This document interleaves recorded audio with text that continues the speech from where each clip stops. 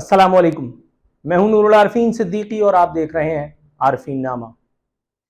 اس سے پہلے کہ اصل مدعے کی جانب آؤں، ایک مختصر سی وضاحت جو ہر ایپیسوڈ کے آغاز میں نے فیصلہ کیا ہے کہ میں گزارش کیا کروں گا۔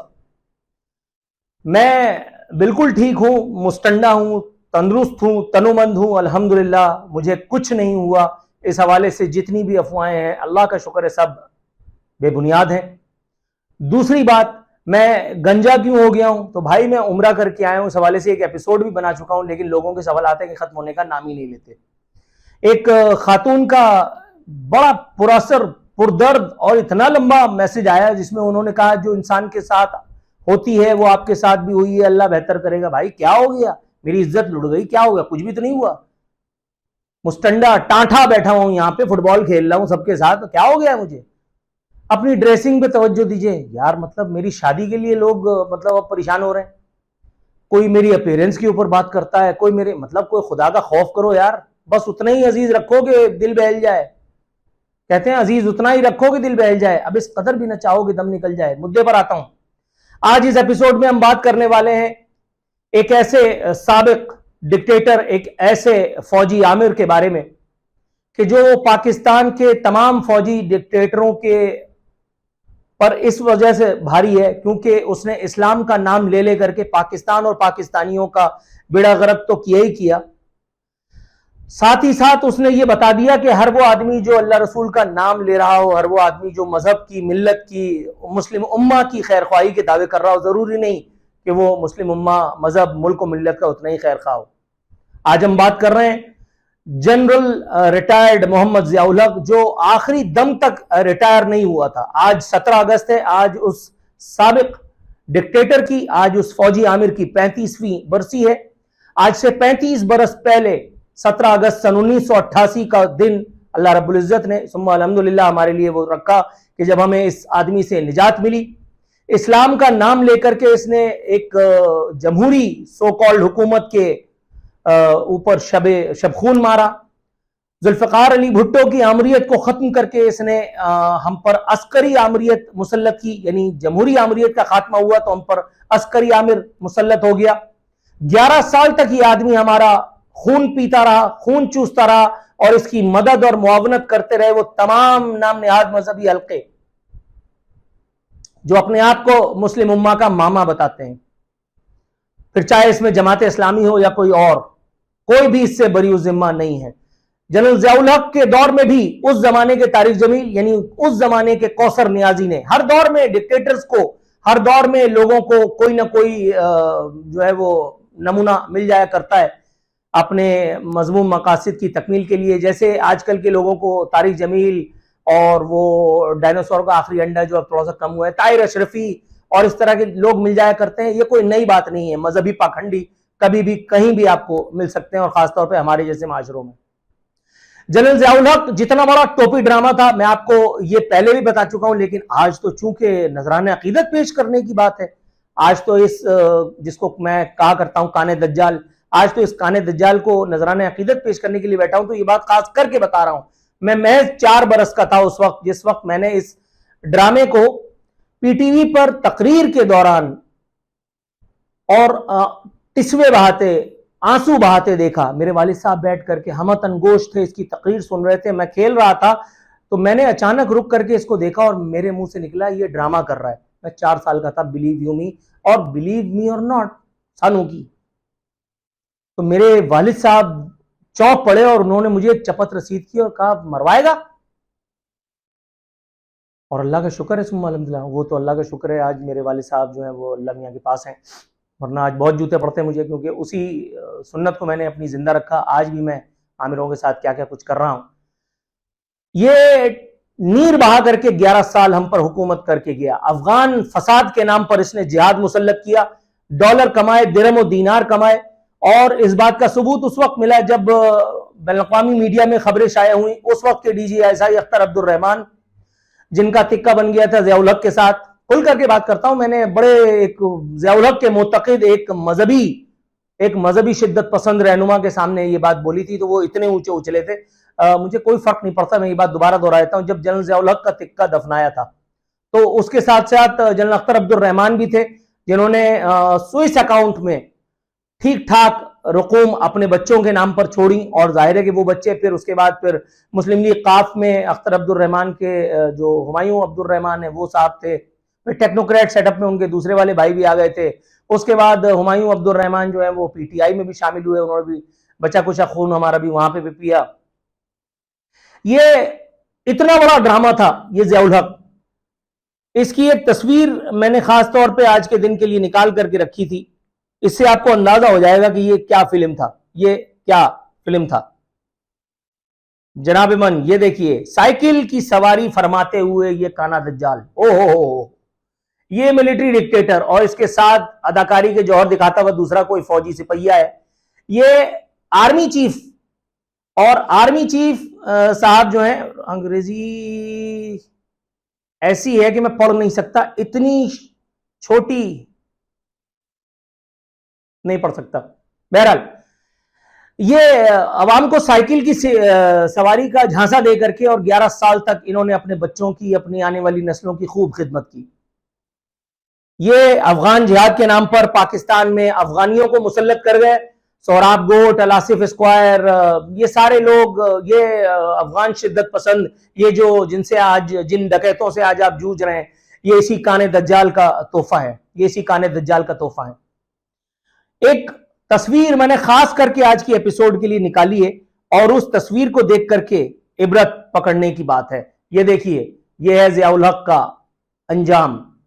یہ اس میں ضیاء الحق کا صرف دانت تھے، اس پورے اتنے بڑے سے تابوت میں، کیونکہ جسم تو ملا ہی نہیں۔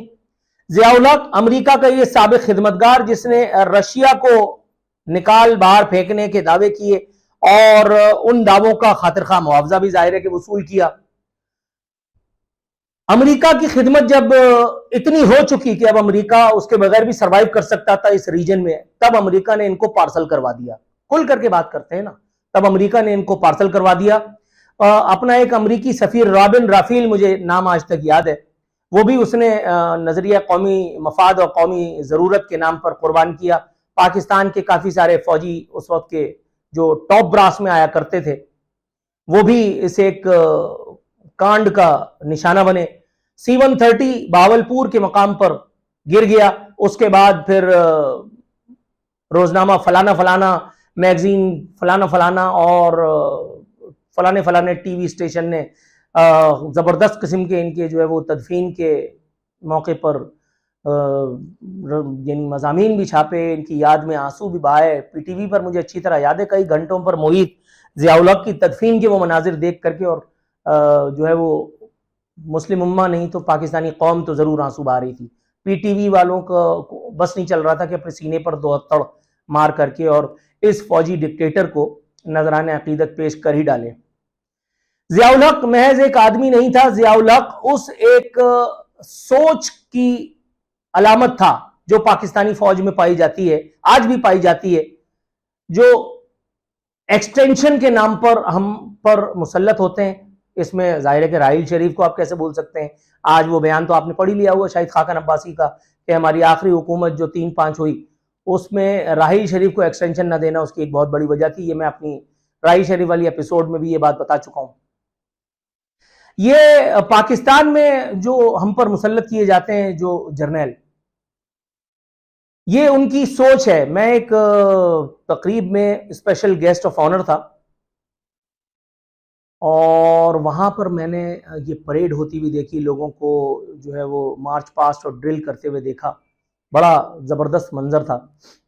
تو اس میں باقاعدہ ایک عہد انگریزی میں اور اردو میں بھی غالباً دہرایا گیا کہ میں پاکستان میں ہونے والی کسی بھی سیاست میں کسی قسم کا حصہ نہیں لوں گا، واٹ ایور۔